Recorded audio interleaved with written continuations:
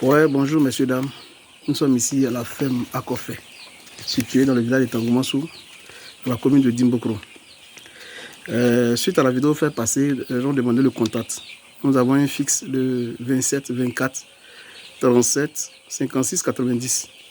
Nous avons un numéro aussi MTN de 05 55 30 39 99. Le dernier numéro c'est le 07 75 88 87. Ça c'est le numéro de la ferme Akofé, c'est les différents contacts. On avait dit qu'on allait faire des vidéos pour vous expliquer un peu les tenants et les aboutissements d'une ferme d'élevage. En premier lieu, c'est la construction du bâtiment. Le second, c'est la désinfection du bâtiment.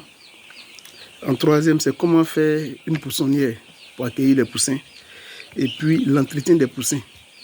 Parce que ça aussi, c'est ce qui cause beaucoup les taux de mortalité.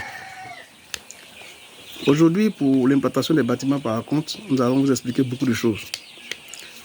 La première chose, c'est de chercher un endroit où il n'y a pas assez d'arbres, parce qu'il faut éviter les arbres.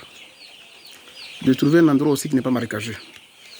Parce que ça aussi, ça cause beaucoup de problèmes au sujet. Les endroits marécageux, ça fait qu'il y a beaucoup d'hommes, beaucoup d'humidité. Et l'humidité, les poussins ressentent l'humidité par les pattes. Voilà pourquoi on conseille de changer très régulièrement les copeaux de bois, communément appelés copeaux de bois, sinon c'est la litière. On vous demande de changer souvent, très souvent la litière. Ça dépend des catégories d'animaux que vous élevez.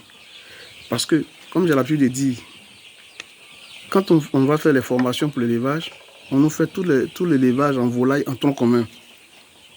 Volaille, qui dit poulet de chair, pintade, coquelé, et puis pondeuse.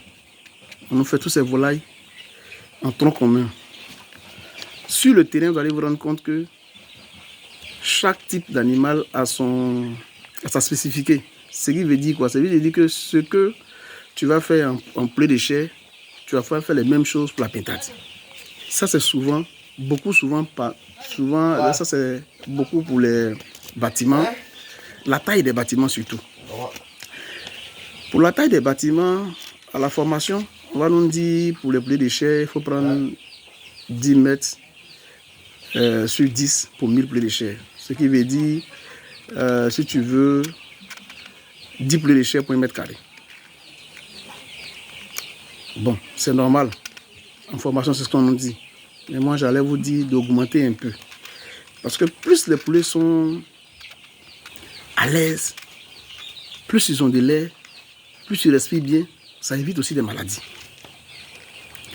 Moi, je pense que quand on respecte ces normes qui ont été établies, parce que moi, je fais ça, ma ferme, j'ai essayé, par rapport aux mesures données, j'ai constaté que les sujets grossissent. Arrivé au moment, ils ont des problèmes de déplacement. Aussi, quand tu prends aussi la pintade, on a le même souci. En pintade, les pintades bougent beaucoup. Les pintades, à 2 mois, font des balais. 1 mois et demi, 2 mois, vous allez constater que dans la ferme, quand ils sont à l'air, ils sont bien traités, ils font des balais dans la ferme. Ils tournent, ils chantent, ils dansent, ils font beaucoup de bruit. Donc on est obligé de faire des étagères pour qu'ils puissent monter, plus s'amuser. Donc si tu veux respecter ces paramètres donnés, vous allez voir que vous allez fausser un peu souvent le calcul. Moi, quand j'ai essayé ces différents animaux, j'ai vu que ces différents volailles, pardon, j'ai vu qu'on doit ajouter encore des métrages sur ce qui est demandé ou ce qui est recommandé. Ça veut dire quoi? Si on vous dit, je dis n'importe quoi, 10 mètres sur 10 pour 1000 poulets de chair, vous pouvez faire 10 mètres sur 15. En pintade et pondeuse, ils vont dire 20 mètres sur 20. Ça dépend, hein, parce que quand on dit, on donne les mesures se réfèrent par rapport au terrain que vous avez. Vous pouvez faire en type carré comme en type rectangle. Mais respectez seulement les dimensions, ou bien ajouter la dimension, mais ne diminuez pas la dimension. L'élevage qu'on fait, on fait l'élevage pour avancer, on ne fait pas l'élevage pour reculer. Donc si vous voulez faire des bâtiments, faites des bâtiments à dimension, j'allais dire, agrandissant, si vous voulez, plus grand. Mais ne faites pas des bâtiments réglo, trop justes par rapport à la réglementation. Je vois ces bâtiments faits par beaucoup de personnes. Quand je vais dans leur ferme, je vois qu'ils sont tout réglo. En temps, il y a de l'espace. On a des problèmes d'espace quand on fait la ferme sur un espace loti. On est obligé de respecter les normes parce qu'il y a des bornes. Mais si vous avez une parcelle qui est peut-être dans la savane, ou bien qui est en pleine brousse, vous devez rendre le bâtiment plus grand. Parce que ce qu'on dit tous les jours en élevage, les animaux qu'on prend par exemple, la volaille qu'on va prendre, pour la taux de mortalité, on prend 10% de ce qu'on prend pour ajouter. Ça veut dire que quoi? Si tu dois prendre 1000 sujets, tu prends 1100 pour le taux de mortalité. Donc si tu dois prendre 1000 pentades, tu prends 1000 pentades, 1100 pentades, 1100 pondeuses. Maintenant si tu prends un bâtiment que tu as fait 1000 juste, les 100 là ils vont te dormir où? Donc prévoyez toujours, si c'est 100 mètres, vous ajoutez, si c'est 10 mètres, vous ajoutez 5 mètres pour faire 15 mètres sur 10. Maintenant, comme pour les pondeuses et les poulets et les pentades, là, vous allez, même chose, vous faites 20 mètres, vous faites 25 mètres sur 20 mètres. Parce pour qu'ils aient plus d'espace. La hauteur du bâtiment aussi.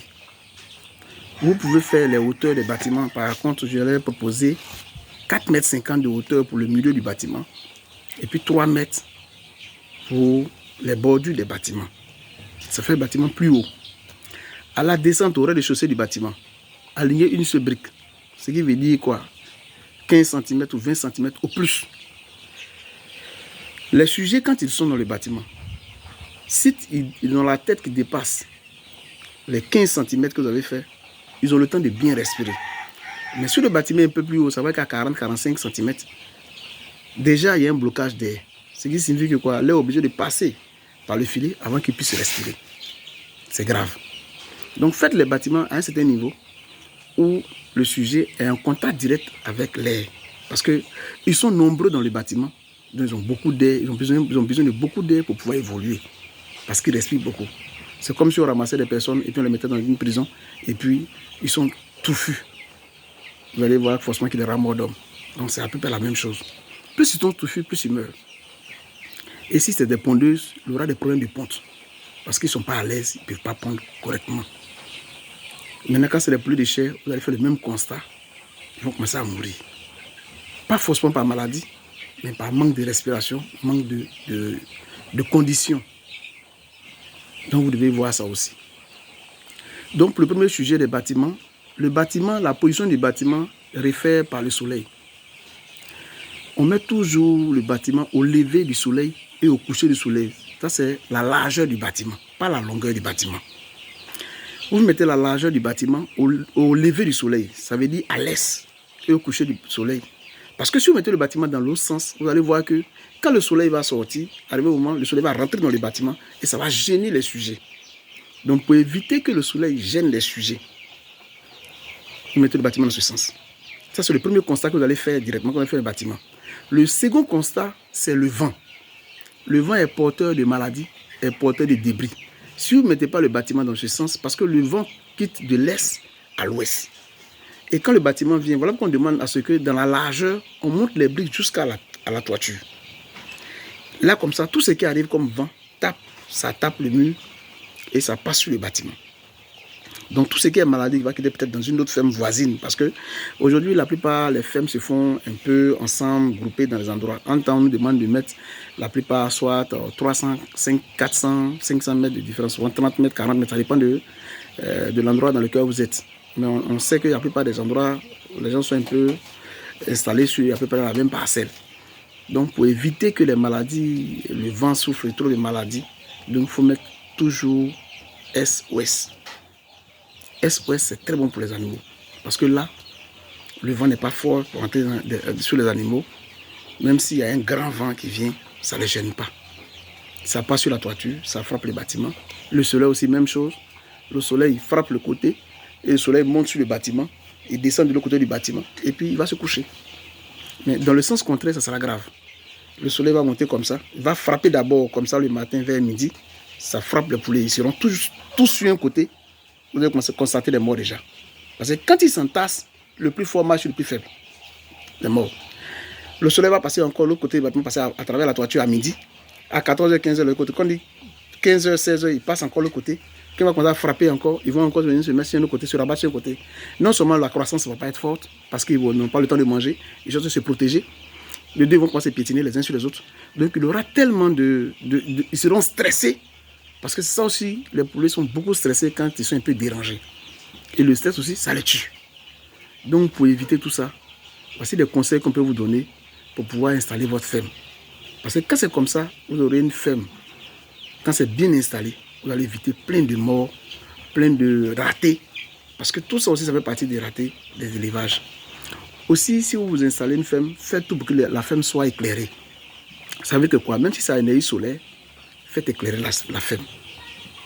Mettez beaucoup d'ampoules, éclairez à l'intérieur comme à l'extérieur de la ferme. Là, comme ça, tout ce qui peut rentrer dans la ferme, on ne sait jamais parce qu'on met des filets. Un serpent peut rentrer, des choses peuvent rentrer. Là, vous pouvez voir et puis vous attaquer à ça. Aussi, quand on fait une ferme, il faut beaucoup visiter le tour de la ferme. Aujourd'hui, nous sommes à l'étape de la construction de la ferme. Donc, nous avons arrêté la vidéo parce que ça, c'est la première étape de construction de la ferme. N'oubliez jamais de construire le logement du fermier. Parce qu'il faut que le fermier ait un logement qui sera situé peut-être à 10 mètres du bâtiment. À 10 mètres ou à 15 mètres du bâtiment, c'est très bon. Quand c'est à 10 mètres ou à 15 mètres du bâtiment, vous pouvez même avoir un magasin dans lequel vous stockez les aliments. Mais ne mettez pas le magasin et puis l'habitation du fermier ensemble. Le magasin doit être à part, l'habitation du fermier doit être à part. À cause des produits de désinfection et les odeurs d'aliments, c'est dangereux pour la santé. De vous à moi, nous ne savons pas quels sont les produits qu'on prend pour fabriquer les aliments. Nous ne savons pas quels sont les produits qu'on prend pour faire les désinfections. Donc pour ne pas rendre le fermier malade ou bien créer des situations déplorables, vous faites le magasin à part, vous faites le logement du magasinier à part, sa cuisine, ses toilettes à part. Donc je pense que c'est la première étape. Nous allons passer aux différentes étapes très prochainement. Suivez nos vidéos. Nous allons vous expliquer beaucoup de choses sur l'élevage. Comme j'ai dit tantôt, il y a beaucoup de choses qu'on vous explique en élevage. J'ai suivi beaucoup de vidéos, j'ai vu qu'il y a beaucoup de carences, beaucoup de manque d'informations. Moi, j'ai décidé de vous déballer tout parce que je veux que la Côte d'Ivoire soit autosuffisante alimentaire en poulet de chair, en volaille. Donc, je souhaiterais qu'il y ait beaucoup d'éleveurs. Aussi, s'il y a beaucoup d'éleveurs, peut-être les prix des médicaments et puis des aliments aussi vont baisser. Parce que je dis les industriels nous font les aliments trop chers. Ça, il faut qu'on le dise. C'est beaucoup trop cher. Les médicaments aussi sont beaucoup trop chers. Aussi, quand on fait les volailles aussi, les gens trouvent que le coût est élevé. Mais tout ça, ça dépend du coût, de tout ce qui est autour de l'élevage de la volaille. Nous allons vous dire merci de suivre nos vidéos. Ciao, ciao. À la prochaine vidéo. Merci.